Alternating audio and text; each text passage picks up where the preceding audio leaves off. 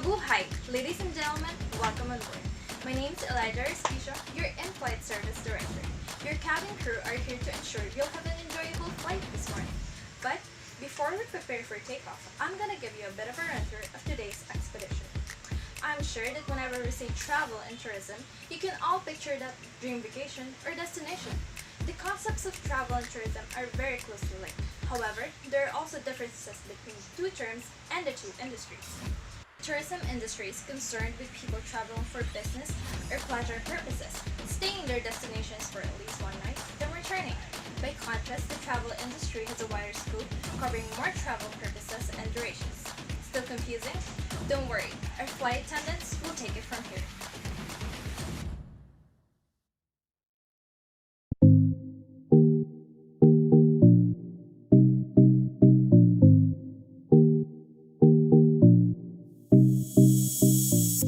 Mabuhay! I'm Marianne and we will discuss the different types of in-flight services in the Philippines. Now, I will present to you the Philippine Airline. Philippine Airline started life as the Philippine Aerial Taxi Company in 1935. In 1941, Philippine Airline is founded by a group of businessmen led by Andres Soriano, one of the country's leading industrialists. In terms of revenue, Philippine Airline posted an operating profit of $56.6 billion or 2.87 billion converted in Philippine peso in 2019. But due to COVID, they confirmed that they lost more than $1 billion revenue in 2020.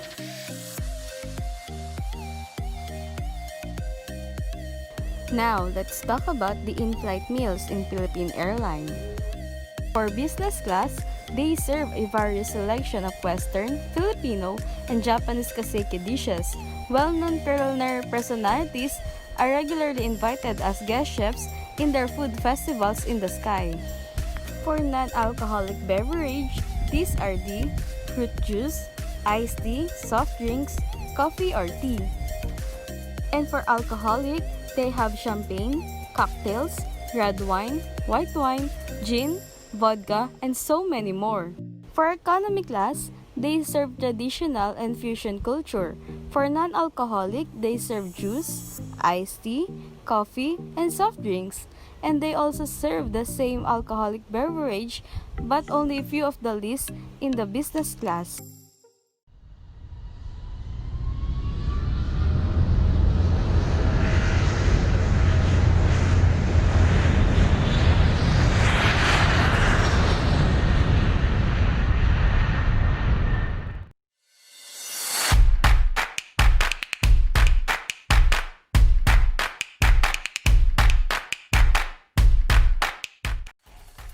Hi, my name is Marinntte Tan and I will discuss the Cebu Pacific. Cebu Pacific Air Incorporated operating as Cebu Pacific is a Philippine low-cost airlines based on the grounds of Mactan Cebu International Airport, Lapu-Lapu City, Metro Cebu in the Philippines. Cebu Pacific found on August 26, 1988 as Cebu Air but began its operation on March 8, 1996 as Cebu Pacific. The founder of Cebu Pacific is Jade. Since establishment, Cebu Pacific has flown over 150 million passengers. They have 62 destinations including subsidiaries. They also offer flights for both domestic and international destinations. The main base are Mactan Cebu International Airport in Cebu City and Ninoy Aquino International Airport in Manila, with other hubs at Clark International Airport, Iloilo International Airport, Calibo International Airport, Francisco Bangoy International Airport, and Lagundingan Airport. The revenue of Cebu Pacific for 2019 amounted to 84.807 billion. Cebu Pacific meals are not included in the price of your ticket. However, in-flight meals options include items such as savory light snacks and drinks. Passenger can pre-order a range of meals and meals served on Cebu Pacific. Mabuhay! Before I begin, I just want to introduce myself. My name is Jade Lincopines, and I will be tackling transportation and lodging industry. But first, let me define you what is transportation. Transportation is one of the most obvious sectors that falls under both travel and tourism umbrellas, and it's concerned with the movement of people from one place to another. This includes a wide variety of different types of travel, including air, road, rail, and water-based methods.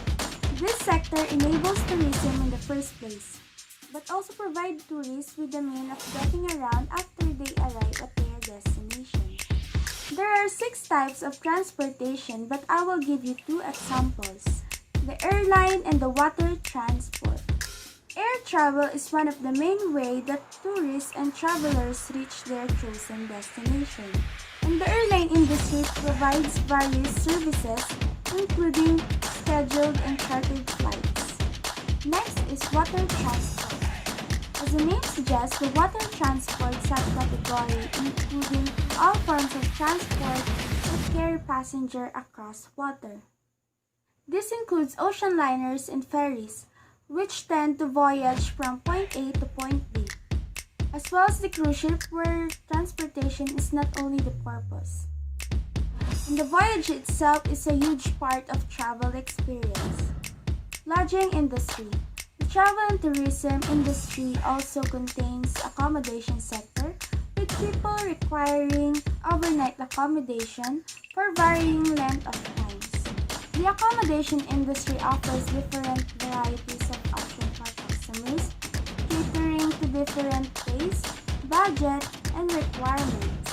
In addition to providing shelter and a place to sleep, many companies of other accommodation sector also provide a range of other services. Here are some of the examples of lodging industry.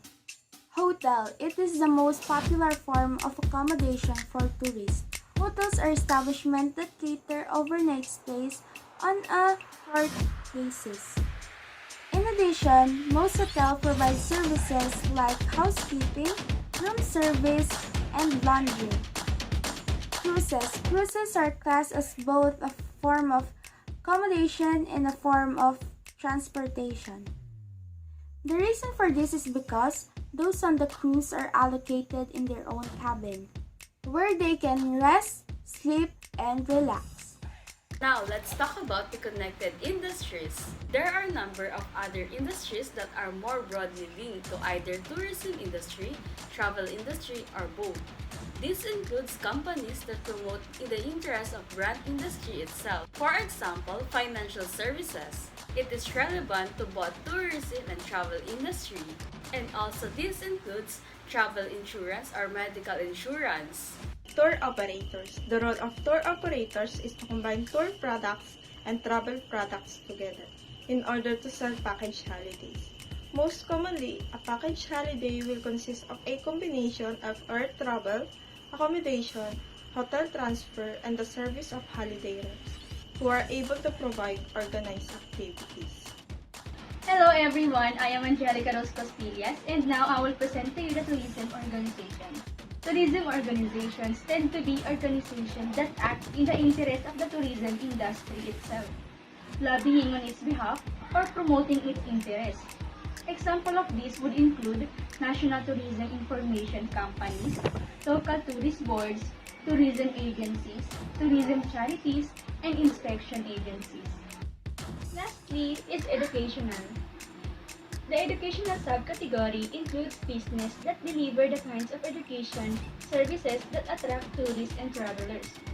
This is a growing aspect of the tourism industry that includes organizations that are linked to conferences, exhibitions, and training activities, as well as certain academic institutions. Why educational is part of connected industry? Well, first is tourism education is the way tourist destination prepare the human resources to be able to work professionally in the developing the tourism sectors. Second is more educated people who take a part in destination tourism development would depict the better quality of life for both tourists and local people at the destinations. Entertainment. Once the travelers or tourists arrive at their chosen destination, they will often need entertainment. even if that was not the primary purpose of their journey. However, in many cases, companies or establishments providing entertainment are the one of the major attractions drawing people to the location in the first place. Some of the subcategories within the entertainment sectors of the travel and tourism industry outlined below. Bar and cafes. Bar and cafes provide a relaxed environment for travelers to eat and drink. In the case of bars, the focus tends to be on sales of alcoholic drinks and soft drinks. While in the case of cafes, the focus tends to be on hot drinks and light snacks. Both environments provide place for the people to socialize. Restaurants. Restaurants are establishments which provide food and drink, which is primarily eaten on the premises. With that being said, the restaurant subcategory travel and tourism industry also include fast food restaurants and takeaways. In addition to family restaurants, diners, luxury restaurants, and other eateries. Food and beverage. Food and drinks are basic human needs, and food and beverage industry cater these needs among tourists and travelers. It is also worth noting that the food and beverage industry also provides opportunities for tourists and travelers to socialize with friends or meet new people. Shopping. Shops plays a varied role in travel and tourism industries, catering to people's basic needs while also providing a form of entertainment. Indeed, many of people travel to specific parts of the world to experience the shopping in that location. With examples including Fifth Avenue in New York, Bond Street in the London, and Rodeo Drive in LA. Casino. A casino is an entertainment establishment which provides people with opportunities to gamble, primarily through luck-based card, dice, and slot games.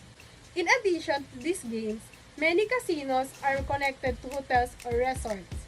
Many also host other entertainments such as musical or comedy performances.